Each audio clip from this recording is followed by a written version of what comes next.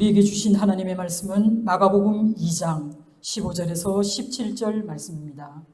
예수님의 식탁 공동체라는 제목으로 하나님 말씀 증거할 때에 은혜의 시간 되시기 바랍니다. 무척 긴 추석 연휴를 보내셨습니다. 여러분 가족들은 모두 평안하셨습니까? 그리고 그 가족들과의 만남 가운데 혹시 분란은 있지 않았습니까? 사실 사람들이 모여서 매일매일 즐겁기는 그다지 쉽지 않습니다. 그럼에도 불구하고 명절, 특히 추석이 주는 그 풍요로움은 그 물질적인 풍요, 그리고 넘쳐나는 그 풍성함은 더도 말고 덜도 말고 한가위만 같아라는 우리말 속에 잘 녹아져 있는 그런 말입니다. 어쩌면 추석의 그 풍성함은 식탁에서 펼쳐지는 것 같습니다. 잘 차려진 그 음식들을 우리가 매일매일 먹으면서, 그리고 가족들이 함께 모여 서로의 근황을 이야기하면서 그 풍성함을 나누는 그 시간이야말로 참으로 복되고 은혜의 시간인 줄 믿습니다. 오늘 우리는 예수님의 식탁에 모인 사람들을 살펴보고자 합니다. 그리고 예수님의 이 식탁이 의미하는 바가 무엇인지를 또한 오늘 우리에게 주신 말씀을 통해서 살펴보고자 합니다. 많은 무리들은 목수의 아들 나사렛 예수를 따랐습니다. 사람들이 그를 따랐던 이유는 몰락한 다윗 왕가의 자손으로 확인하기도 힘든 그 옛 족보 때문이 아니라 그에게 있는 현재의 카리스마와 그에게서 우러나오는 그 자생적인 권위 때문이었습니다. 예수를 만나기 전에 레위라고 하는 이름을 가진 이 사람은 아마도 레위 지파에 소속된 그런 사람으로 모두가 알았기에 이렇게 불리어졌던 것 같습니다. 이스라엘의 12지파 가운데 레위 지파 사람들에게는 하나님께서 기업으로 땅을 주시지 않았습니다. 하나님께서는 내가 그들에게 기업이 되어줄 것이다 라고 말씀하셨기에 그들은 기업 없이 하나님을 나의 기업으로 고백하며 살았던 사람입니다.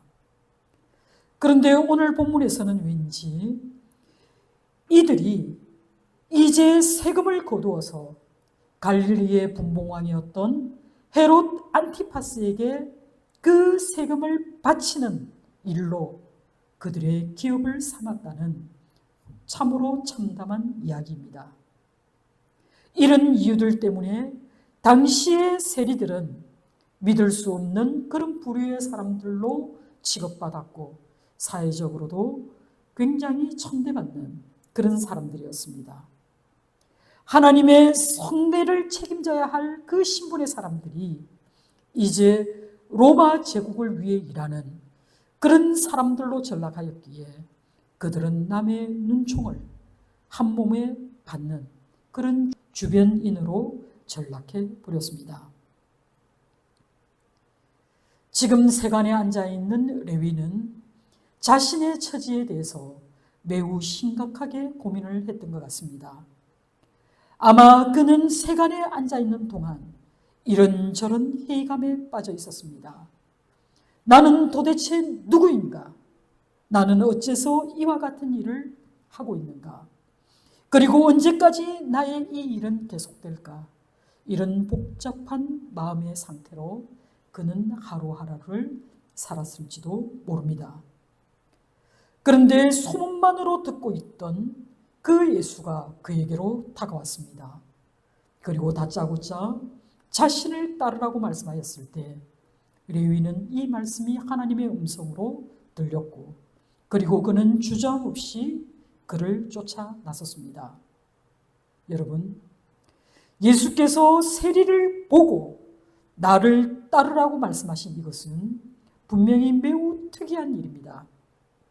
이는 종교적으로 경건의 외형을 유지하였던 바리새인이나 서기관들과 같은 그런 사람들이 보기에는 매우 부적절한 그런 예수의 행동입니다.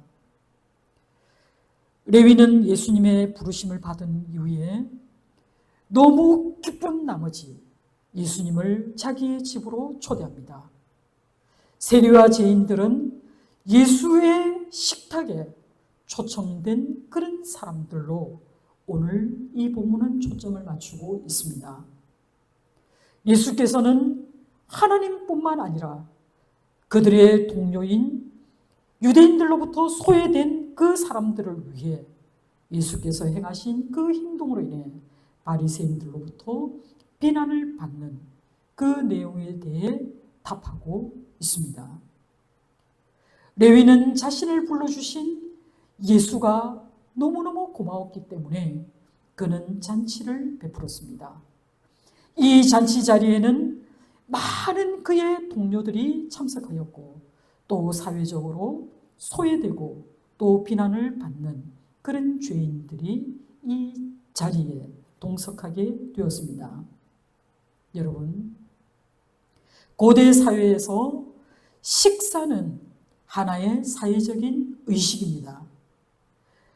어떤 한 사람이 어느 집단에 소속되어 있는가, 그리고 그가 얼마나 그 사회적 관계를 잘 유지하고 있는가는 그가 베푸는 그 식사로 판가름되었습니다.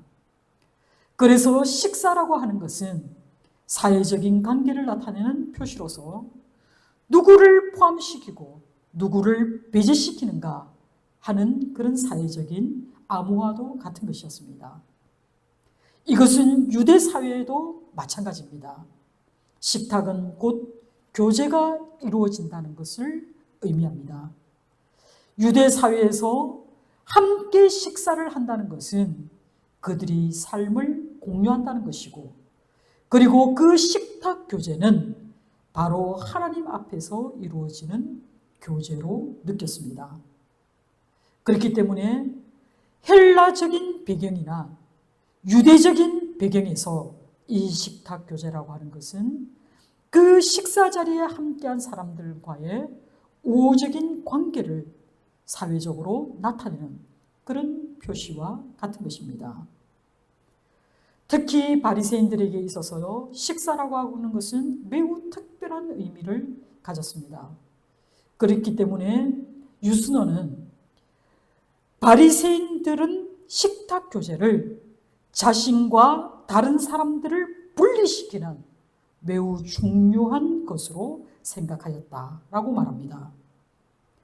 종교적인 규정을 제대로 지키지 못한 대부분의 사람들을 그들은 땅의 사람, 즉 암하레츠라고 하여 그들과 자신을 분리시키고 자신들만이 하나님의 축복을 받는 참 이스라엘이라고 생각하였습니다. 그런데 오늘 본문에서 우리 주님은 어떻습니까?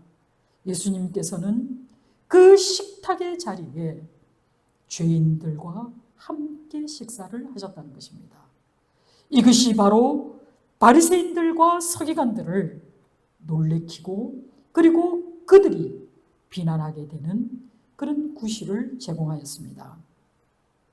오늘 본문 15절에 그의 집에 앉아 자수실 때에 많은 세리와 죄인들이 예수와 그의 제자들과 함께 앉으니 이는 그러한 사람들이 많이 있어서 예수를 따름이라고 말씀하고 있습니다.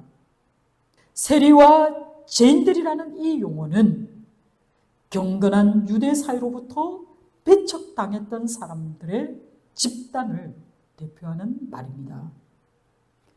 세리들은 정치적 또는 도의적인 이유로 그들 사회에서 배척당한 집단입니다. 공간복음이 세리들을 이렇게 부각하게 된 것은 그들의 직업이 상당히 경멸적인 그런 직업이었음을 반영하고 있고, 특히 그들이 로마 당국에 협조했다라는 그 이 때문에 그들은 매국노로 간주되기도 하였습니다. 그러나 더 중요한 사실은 그들에 대한 이 나쁜 평판이 그들이 정직하지 않은 데에 기인하였습니다. 그리고 죄인들이라고 할 때 이 죄인들은 순전히 종교적, 제의적 이유 때문에 배척당한 무리를 말합니다. 예수님 당시에 죄인들이라고 일컬어지는 이 부류는 두 가지 중에 하나입니다. 먼저 구약 성경이 언급하고 있는 것처럼 이 죄인들은 비도덕적인 생활을 하는 사람들을 얘기합니다. 예를 들어서 강도나 살인이나 강간이나 기타 다른 범죄를 저지른 그런 사람들이거나 혹은 지금 세리와 같은 그리고 창녀와 같았던 그런 불명예스러운 직업을 가졌던 그런 사람들을 일컬었던 말이 바로 죄인들입니다.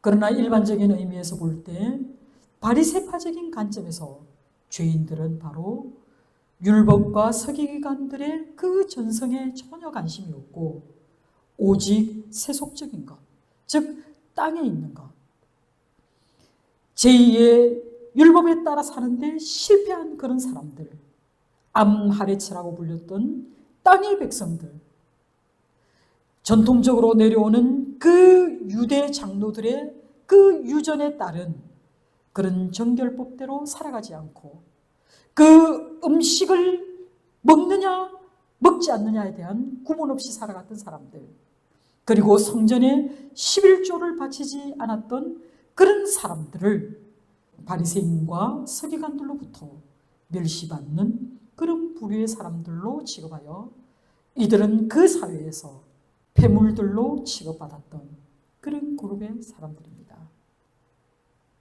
그런데 15절 하반절에 보면 그런 사람들, 즉 종교적, 사회적으로 버림받은 그 사람들이 많이 있어서 예수를 따랐다라고 말씀하고 있습니다. 이것은 예수님의 공생애 동안에 예수님이 어떤 사람들과 함께 하셨는지, 그리고 어떻게 그들과 연합하셨는지를 보여주는 그런 중요한 말씀입니다. 그리고 마가복음이 기록될 당시의 시대 상황이 어떠하였는지를 오늘 15절의 말씀을 통해서 우리는 분명히 알 수 있습니다. 유대인 신학자 가운데 예레미야스라는 신학자가 있습니다. 예레미야스는 유대인의 식사 예절에서 대체로 앉아서 식사하는 것이 유대인의 식사 관습이라고 말합니다. 그런데 이 유대인들이 명절이나 혹은 아주 특별한 손님이 왔을 때에는 베개나 담요를 사용하여서 기대어 식사하였다라고 얘기합니다. 그러면 오늘 본문에 쓰여 있는 이 앉아서라는 이 앉아라는 이 단어는 후자에 속합니다. 즉 예수님의 식사 자리는 매우 특별한 자리였기에 이 자리에서 그들은 기대어 누워서 식사를 하였다라는 것을 이야기하고 있습니다. 이것은 달리 표현하면 레위가 부르심을 받아 제자가 되었다라는 것을 너무나 기뻐하였기에 그는 이렇게 특별한 연애를 베풀고 있다라는 것을 암시하고 있습니다. 우리는 복음서 여러 곳에서 예수님의 주변의 사람들이 함께 식사하는 장면들을 많이 목격할 수 있습니다. 이는 예수님께서 얼마나 많이 먹고 마셨는가를 말하려는 것이 아닙니다. 여기서 중요한 것은 예수께서 가난하고 소외당한 사람들과 얼마나 자주 식사를 하셨는가를 말씀하기 위한 것입니다. 예수님께서 얼마나 그들과 함께 오랫동안 계셨으면 예수님의 적대자들로부터 예수는 먹는 것을 탐하고 그리고 마시기를 좋아한다는 그런 말을 들었습니다. 그리고 그 예수야말로 세리와 가난한 자들의 친구라는 비난을 받기까지 하였습니다. 이렇게 예수께서 가난하고 소외된 사람들과 밥을 먹었다라는 이 사실은 바로 예수께서 선포하시고자 하는 그것, 바로 하나님 나라에 대한 그것을 묘사하기 위함입니다. 여러분, 하나님의 나라는 부유한 사람이나 가난한 사람이나 함께 한자리에 모여서 음식을 나누는 그런 나라입니다. 이것은 마치 오병이어 기적의 현장에서 예수께서도 높은 자리에 앉아 계시지 않고 그들과 똑같이 풀밭에 앉아 함께 음식을 나누었던 그 장면을 통해 우리는 하나님 나라가 어떤 나라인지를 간접적으로 경험하게 됩니다.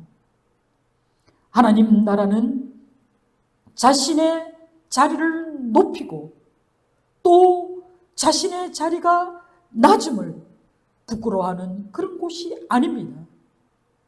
하나님 나라는 자리에 높고 낮음에 있는 것이 아니고 물질이 많고 적음에 있는 것이 아닌 그런 차별이 없는 그런 곳을 말합니다. 모든 사람들이 한 자리에 앉아서 그들이 가진 모든 것을 나누고 통용하는 그런 실천적인 삶이 이루어지는 곳, 그것이 바로 하나님의 나라입니다. 우리 교회가 그런 하나님의 나라를 경험하는 그런 곳이 되어야 할 줄 믿습니다. 이기적인 본성을 가진 죄인들이 가득한 이 세계에서는 감히 꿈꿀 수도 없고 이루어질 수도 없는 나라가 바로 하나님의 나라입니다. 그러나 하나님의 나라에는 소유의 차이가 없고 지혜의 높낮이가 없는 세계이기 때문에 그곳에서는 굶주린 자도 그리고 배고픔으로 서름을 겪는 그런 자도 전혀 없는 나라가 바로 하나님의 나라, 그리고 오늘날 이 땅의 교회가 되어야 할 줄 믿습니다. 부유한 사람들은 세상에서 받을 많은 위로를 받습니다. 그러나 가난하고 배고픈 사람들은 이 세상에서 위로를 얻기가 참으로 어렵습니다.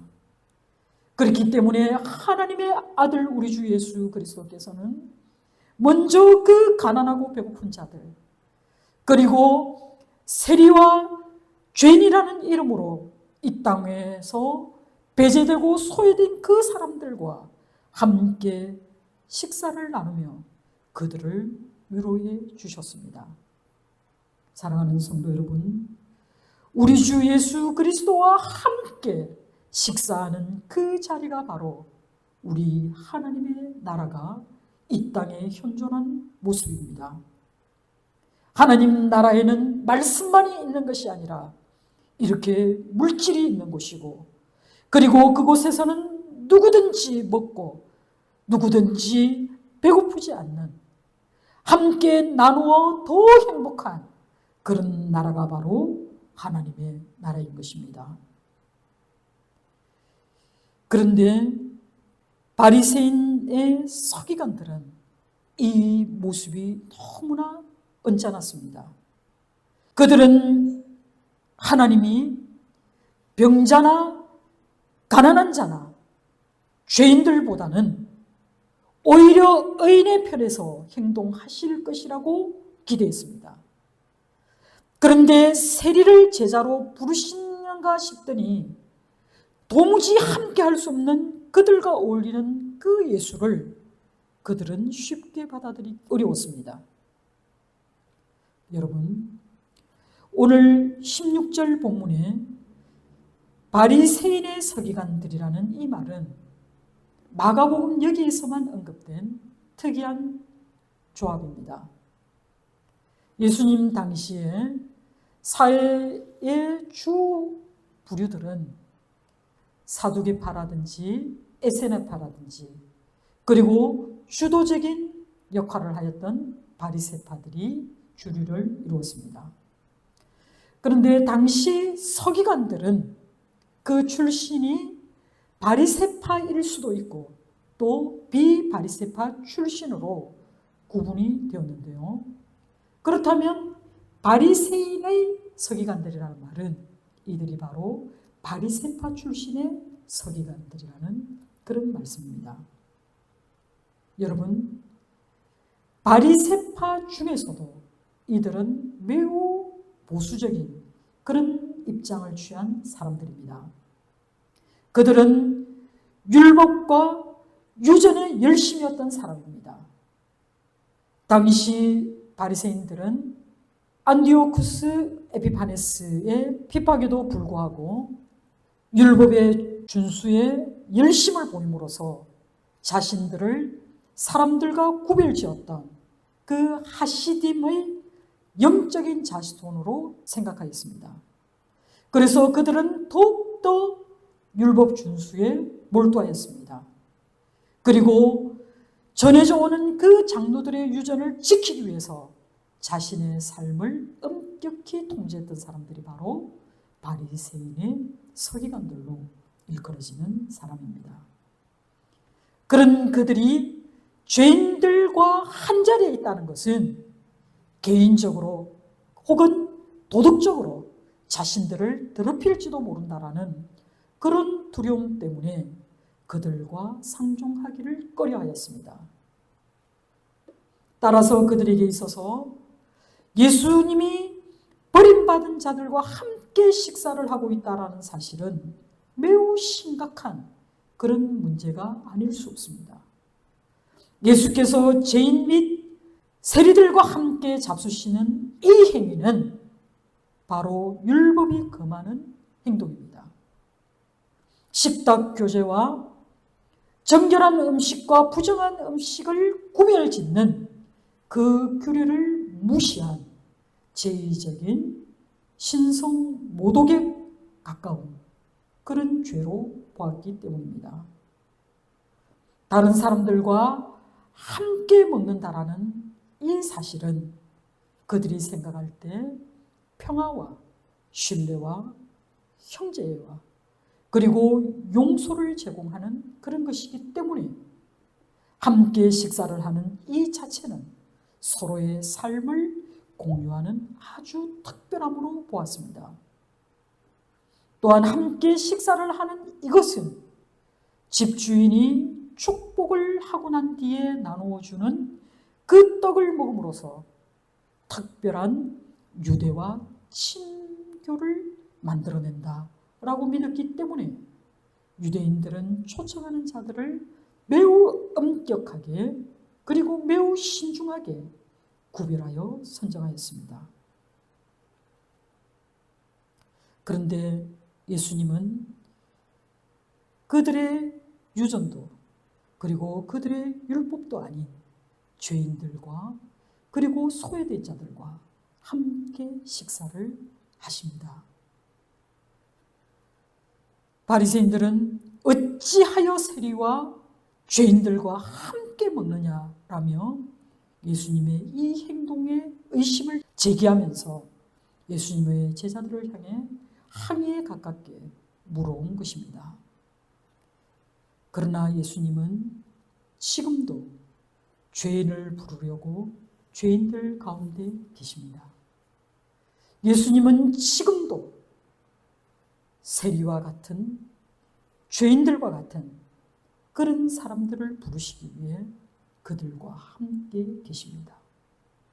그렇기 때문에 예수님은 여전히 세상 사람들로부터 오해를 받습니다. 그리고 많은 종교 지도자들, 겉보기에 의인인 것처럼 행동하는 그런 사람들에 의해서 우리 주님은 지금도 배척을 당하고 계십니다. 예수께서는 그들의 비난을 들으시고 건강한 자에게는 의인이 쓸데없고 병든 자에게라야 쓸데있느니라는 이 유대 그리고 그리스 로마 세계의 문헌에 흔히 등장하고 있는 이 보편적인 격언을 말씀하시고 난 뒤에 예수께서는 의사가 필요한 자들이 누구인지, 그리고 상식적으로 알 수 있는 이 교훈을 가지고 그를 비판하는 자들에게 나는 의인을 부르러 온 것이 아니요 죄인을 부르러 왔노라고 대답하고 계십니다. 여러분, 예수께서 자신의 역할에 대해서 이렇게 정의하였을 때 메시아를 고대하였던 그 자칭 의인들은 매우 혼란스러웠을 것입니다. 다시 말해서 메시아는 의사와 같다라는 말씀을 우리 주님께서 지금 하고 계신 것입니다. 당시 유대인들이 기대하였던 그 메시아는 정치 군사적인 지도자로서 다윗처럼 현재의 모순과 질곡을 풀어줄 그런 정의의 왕권을 가진 그런 메시아, 그런 사도이기를 그들은 기대했습니다. 그리고 예수 당시에 존재하였던 그 쿰난 공동체 같은 곳에서도 그들은 아론의 메시아, 즉 순결한 대제사장으로서의 메시아를 기대하였지 의사로서의 메시아라는 그런 개념을 이들은 가져본 적이 없습니다. 그런데 과연 성경에는 의사로서의 메시아가 없을까요? 구약의 선지자들을 살펴보면 우리는 구약 선지서 많은 곳에서 하나님께서는 자기 백성을 치료하시겠다라는 그런 넘쳐나는 메시지가 가득하다는 것을 우리는 볼 수 있습니다. 하나님의 백성이 하나님과 맺었던 그 언약을 깨뜨림으로써 그 깨어진 언약 아래에 있었던 그 이스라엘 백성들이 당하는 그 고통에 대해 우리 하나님께서는 그들의 상처를 치유해 주시기 원하셨습니다. 그 치료에 하나님께서 그들을 치료해 주시기 위해 메시아를 보내시기로 작정하시고 또 그 많은 선지자들을 통해 하나님의 백성들을 위로하게 하셨습니다. 그런 의미에서 볼 때 분명히 메시아는 이 의인들과 같이 일하도록 되어 있다고 생각했던 그들의 생각과는 달리 이 메시아는 모든 상처 입은 자들 그리고 죄에 억눌려 도무지 삶을 영위할 수 없는 그런 자들을 치료하고 회복하기 위한 그런 의사와도 같은 메시아로 오신다는 것입니다. 그런데 앞서 격은 그대로 유추해 본다면 예수께서는 의인이 필요 없고 그리고 의인들은 예수를 필요로 하지 않는다는 말로 생각할 수 있습니다. 그런데요, 여러분 이 말씀을 조금 더 영의 눈을 열어서 바라본다면 이것은 예수가 부르는 대상에 제한이 없다라는 이 말씀을 강조하기 위한 것이지 의인을 배제하겠다라는 것이 아니라는 것을 곧 알게 됩니다. 이런 의미에서 예수님의 모든 사역은 매우 포괄적일 수밖에 없습니다. 여러분, 목자가 한 마리의 잃어버린 양을 찾기 위해서 찾을 때 그렇다면 그 목자는 99마리의 양을 포기한 것입니까? 결코 그렇지 않습니다. 또 한 여자가 한 데나리온을 잃어버려서 그 한 데나리온을 찾도록 찾은 것이 바로 9개의 데나리온을 포기하였다라고 볼 수 있습니까? 결코 그렇지 않습니다. 이처럼 우리 주 예수께서는 잃어버린 그 한 사람 그리고 그 한 사람의 생명을 구원하시기 위해 이 땅에 오셔서 찾도록 찾으시는 분이 바로 우리 주님이십니다. 그리고 그를 당신이 초대한 그 식탁에서 배고프지 않고 차별당하지 않고 또 소름당하지 않도록 먹이시고 또 위로하시는 분이 바로 우리 주 예수 그리스도이십니다. 사랑하는 성도 여러분, 우리는 오늘 예수님과 함께 식사를 하는 것이 무엇인가를 살펴보고 있습니다. 우리가 함께 음식을 나눈다는 것은 우리가 한 공동체에 속한 그런 연대의식과 공동체의식을 갖게 하는 그런 행위입니다. 함께 밥을 먹는 사람들을 우리는 뭐라고 부릅니까? 가족이라고 부릅니다. 함께 밥을 먹는 사람들은 한 공동체에 소속이 될 때 가능한 이야기입니다. 함께 밥을 먹을 때 우리는 한 공동체 안에 있다라는 것을 느끼게 됩니다. 그리고 함께 즐겁게 먹고 나눔으로써 연대감과 동질감과 그런 공동체 의식을 가지게 됩니다. 우리 교회라는 이 공동체에 대해서 우리는 어떤 사람도 우리 주님께서 소외시키지 않으셨던 것처럼 우리 주께서 가난하고 소외된 사람들과 함께 밥을 먹었다라는 이것이 바로 예수께서 자기를 이들 가난하고 소외된 사람들과 동일시하면서 그들과 연대하였다라는 것을 의미하고 있는 것처럼 우리는 세상에 많은 소외되고 그리고 많은 그런 외로움 속에 또 슬픔 속에 있는 사람들과 연대해야 될 줄 믿습니다.